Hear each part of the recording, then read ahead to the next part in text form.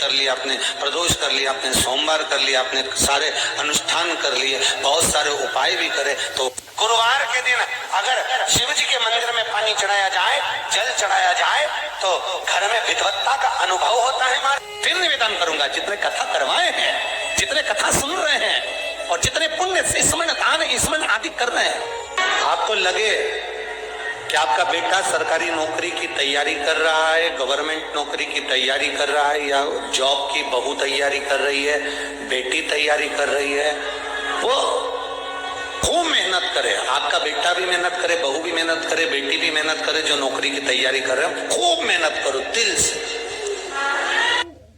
जिस घर में रुपया आ रहा है, जा रहा है, 1 रुपये कमा रहे हो, 100 रुपये खर्च हो रहा है, घर में पैसा नहीं दिख रहा, तो महाराज शिव महापुराण की कथा कहती है, काले कलर की तिल को लेकर उसके साथ में थोड़ा सा चावल, तीनों को एक कटोरी में रख लो, तीनों को दरवाजे के नजदीक में। जब दरवाजे से अपन बाहर निकलते हैं तो उल्टे भाग में उसको रख दिया। घर से 1 लोटा पानी जिसमें कच्चा दूध मिला हो, वो कटोरी शनिवार के दिन रखकर रविवार को उठाकर ले जाकर कलश नीचे रखकर सीधे हाथ में कटोरी रखकर शंकर जी को समर्पित कर दो। वही तिल्ली, वही चावल का भात, वही जौ, जो आप चावल का धान बोलेंगे, धान, उसको लेकर दोनों भाग पर समर्पित कर दो। आते समय वो दोनों भाग पर चढ़ी हुई तीनों चीजें उठाकर लेकर आ जाइए। दुकान में, व्यापार में, व्यवसाय वाली जगह पर उसको रख दीजिए। कभी जिंदगी में संपदा लगने लगे कि हाँ बहुत कष्ट है, कर्जा भी बढ़ गया, तकलीफें भी बढ़ गई, बहुत दुख भी बढ़ रहा है, कहीं परिवार सही नहीं चल रहा है, तो प्रयास करते रहा करो। हफ्ते में 1 बार 1 चावल का दाना जल के पात्र में डाल लिया, 1 काली मिर्च जल के पात्र में डाल ली, और उस जल को ले गए, थोड़ा सा चंदन का छींटा डाल दिया, ले जाकर शिव जी को समर्पित कर दिया। शंकर को जल चढ़ाने के लिए 1 चावल का दाना जल के पात्र में डाल लिया, 1 काली मिर्च जल के पात्र में डाल ली, और उस जल को ले गए, थोड़ा सा चंदन का छींटा डाल दिया, ले जाकर शिव जी को समर्पित कर दिया। शंकर को जल चढ़ाने के लिए 5 स्थान हैं जहां शिव को जल चढ़ाया जाता है, और शंकर उस जल को स्वीकार करते हैं, जिसको पंचगंगा कहा गया। 5 स्थान अच्छे से समझ लीजिएगा, जब भी शिव मंदिर में जाएं तो ये 5 स्थान शिव को जल चढ़ाने के लिए। ये रखा है शिवलिंग, गोल जलाधारी, ये चरण जहां से पानी नीचे की ओर जाता है। शंकर भगवान के 13 बच्चे हैं, 13 की 13 बच्चे, शिव जी का संपूर्ण परिवार, 33 कोटि देवता, 64 योगनियां, सब शिवलिंग के आसपास में।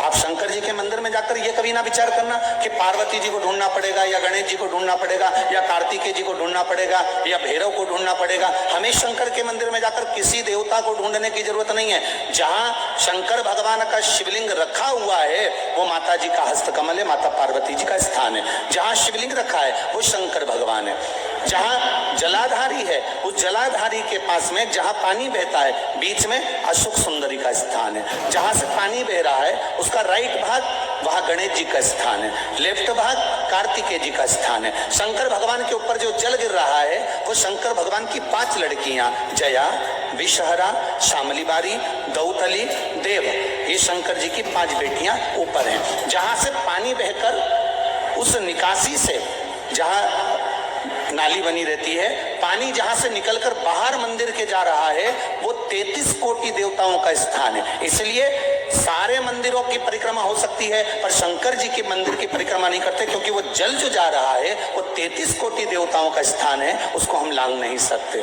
वो स्थान जल चढ़ाते समय आप इसका स्मरण रखें। पानी का जब पात्र लेकर जाते हैं मंदिर के अंदर, सबसे पहले शिव जी का जो जलाधारी है उसमें राइट भाग पर अपनी मनोकामना कर जल चढ़ाएं, फिर लेफ्ट भाग में चढ़ाएं, रोग मुक्ति के लिए।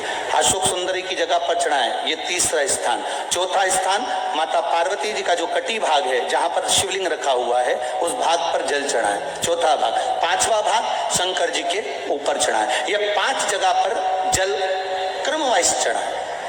आप लोग जाते हो डायरेक्ट जाकर शंकर जी पे जल उंडेल कर आ जाते हो, सीधे गए और शिव जी पे जाकर आपने जल चढ़ा दिया।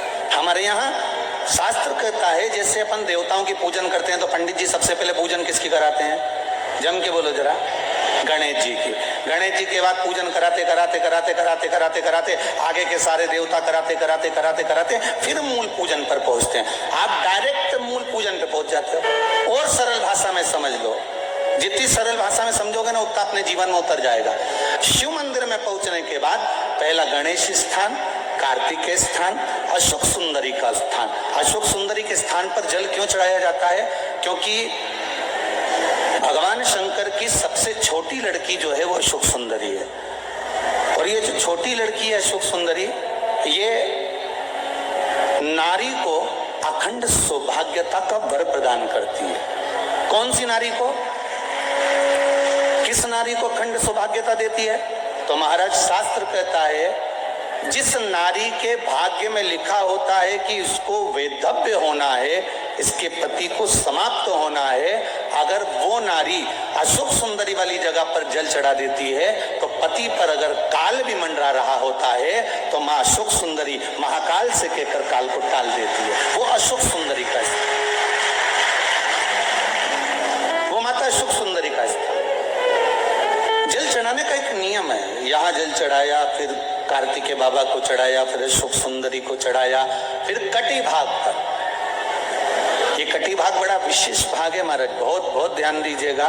भगवान के मंदिर में, शंकर भगवान के शिवालय पर, शिव मंदिर में भगवान शंकर की चौखट पर कभी भी अपने रिश्तेदार से, अपने पड़ोसी से, अपनी बहन से, अपने भाई से, अपने संबंधी से कोई तुम्हारे साथ में गया हो, उसके साथ वाले से मांग कर रुपया, 2 रुपया, 5 रुपया, 10 रुपया, 50 रुपया, 100 रुपया, 500 रुपया कभी भी किसी से मांग कर भगवान के मंदिर में मत चढ़ा।